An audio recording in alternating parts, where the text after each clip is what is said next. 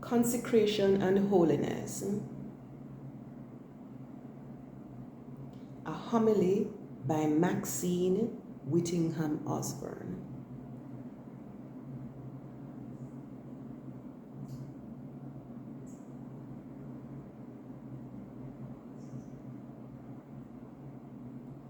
Hello, saints.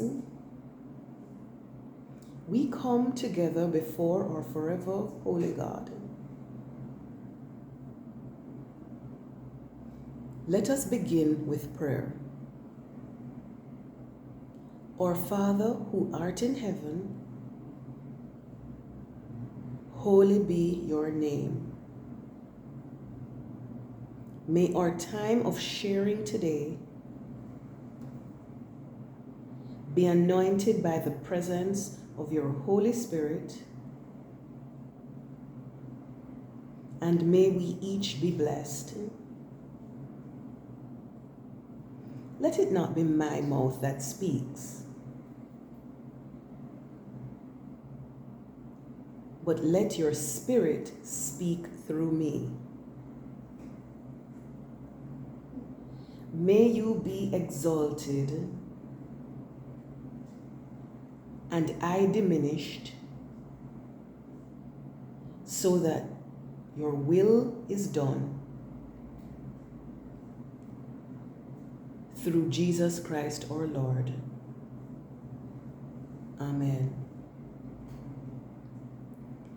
Today we focus on the theme Consecration and Holiness. In 1 Peter chapter 1 verses 15 and 16, we read, "But just as he who called you is holy, so be holy in all you do." Verse 16, "For it is written, be holy because I am holy." We are all called to be consecrated.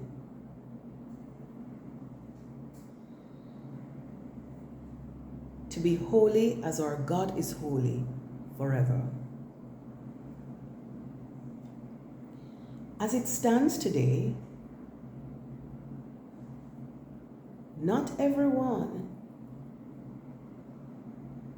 has heard the word. Yet,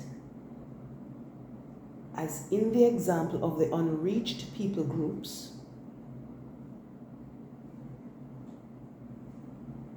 furthermore, there is another group that has heard the word but has refused to heed the call. That is the unsaved. And then there is still another group that has heard the word and has been transformed by the power of the Holy Spirit. Those, my friends, are you and me, the believers. Now, as believers, we have a responsibility. The Great Commission, as per Matthew 28:19,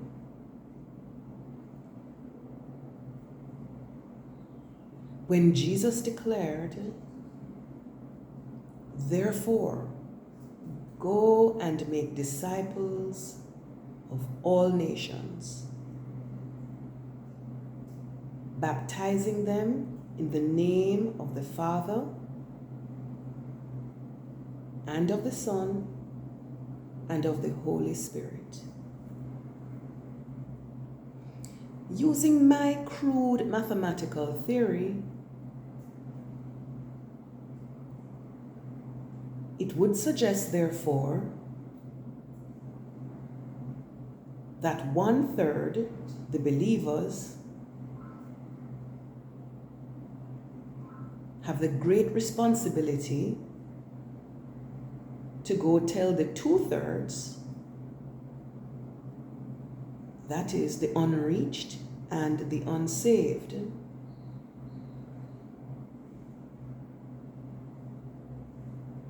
this underscores the message in Matthew 9:37-38, which reads, "Then he," Jesus, "said to his disciples, 'The harvest is plentiful, but the workers are few.'" Verse 38, "Ask the Lord of the harvest, therefore, to send out workers into his harvest field."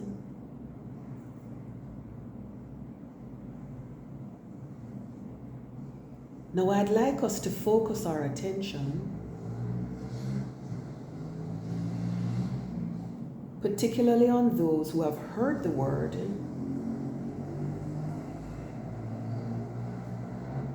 yet have hardened their hearts. They have heard the call,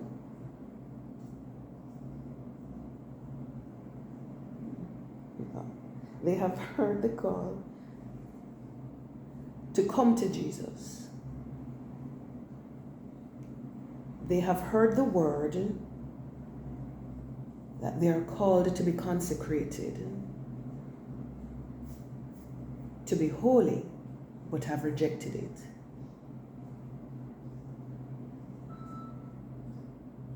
The sacrifice that it demands them to do, they're not willing to make. More importantly, they are thinking it is something that they have to do in their own strength, as opposed to by the power of the Holy Spirit, by the grace of God. Some of us have grown very weary praying for those whom we consider hopeless. I know there are persons who I can think of who I've been praying for a good amount of time, and I don't see any change in them, and it just seems like they are hopeless cases. It seems like, what is the point of praying for them? Of talking to them about Jesus, when they have heard it time and time again? Some of them are big people, well up in age, and even in stature. Some of them, and you say to yourself, come on, they should by now see what God has done for them in their lives. And yet they still refuse the word. They may be in your own family, among your friends. Some are in government, the corrupt, and the list goes on. Has the thought ever come to your mind when you throw up your hands in the air and just say, no sir, this year one you're tough, we can't manage, over to you, Lord? forgetting that we were once on the fringes, forgetting that we were once like them.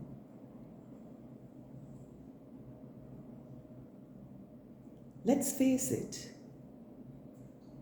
for all have sinned and come short of the glory of God.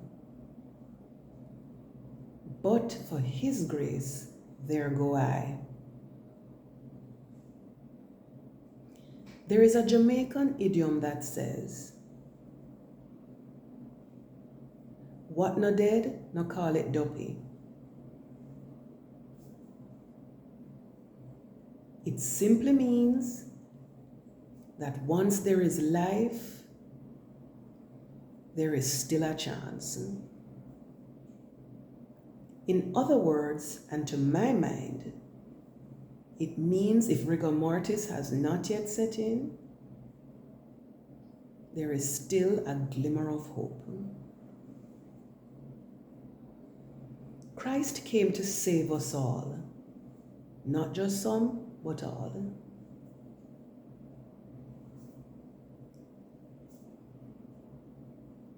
There are numerous examples in the Word that illustrate this point. Let's not view them with our physical eyes. In the spiritual realm, God is doing a new thing. Let us not grow weary in well-doing. Let us keep praying for the lost. Let us rescue the perishing. Remember, 1, Saul's Damascus Road experience.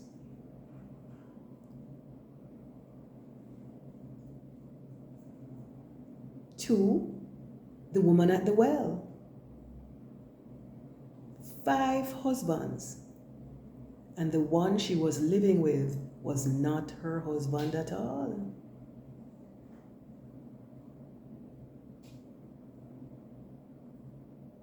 Rahab the prostitute. She and her household were saved. And she is called by name in Jesus' genealogy. 4, remember Zacchaeus the tax collector.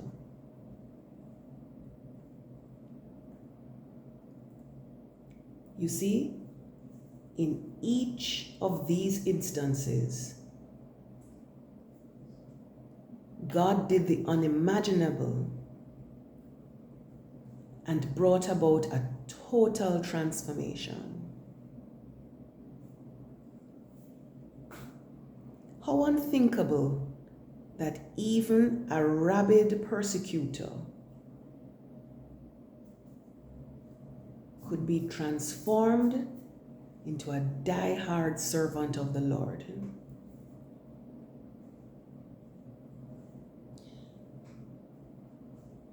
We may not see the fruit of our prayers,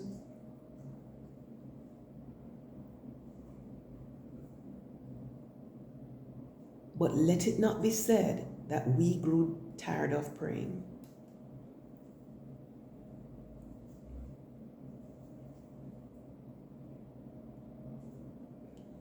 No one is too far gone that the Lord cannot snatch them from the grasp of the enemy or from the pit of hell.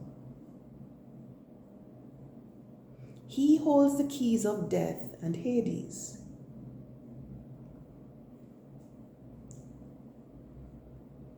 He's God. Let God be God as we humbly do our part.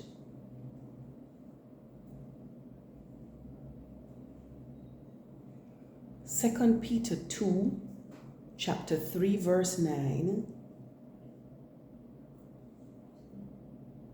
3 verse 9 says, The Lord is not slow in keeping his promise, as some understand slowness. Instead, he's patient with you, not wanting anyone to perish, but everyone to come to repentance. Jesus came for all, for them too. 1 Corinthians chapter 3, verses 6 to 8 says,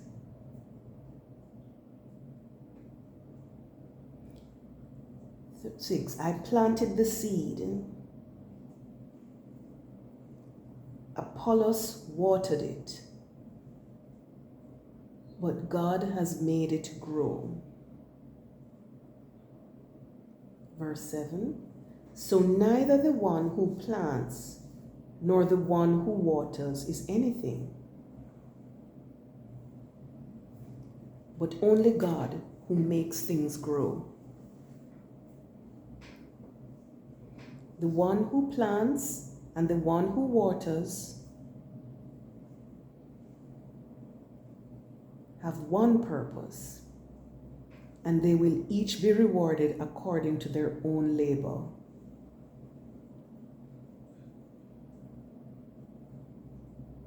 As I have said before, we may not see some of them come to the Lord in our lifetime. Maybe, maybe not. Let us, as we pray today, aspire toward faithfulness so that we may be found worthy of our King. But our job remains. And we must remain in the world and be obedient to the call to disciple, to evangelize, because it is not about us.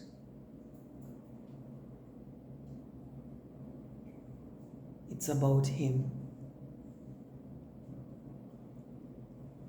Let us stand together for those whom we believe are hopelessly lost.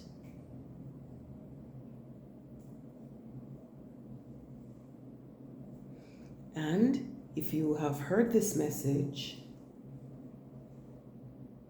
and you believe it, here are some prayer points. Is there anyone in particular you have stopped praying for? Whom you would consider hopeless, and yet the Holy Spirit has convicted you about it?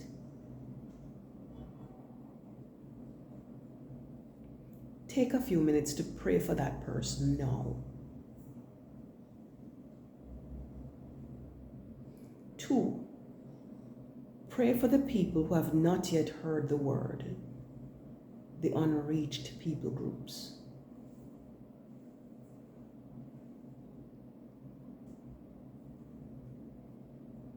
3, pray for those who have heard the word,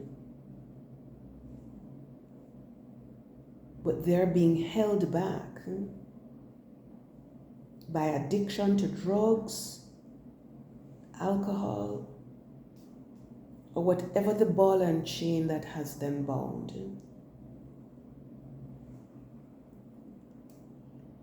Pray for boldness to take your place of occupation on his side of eternity.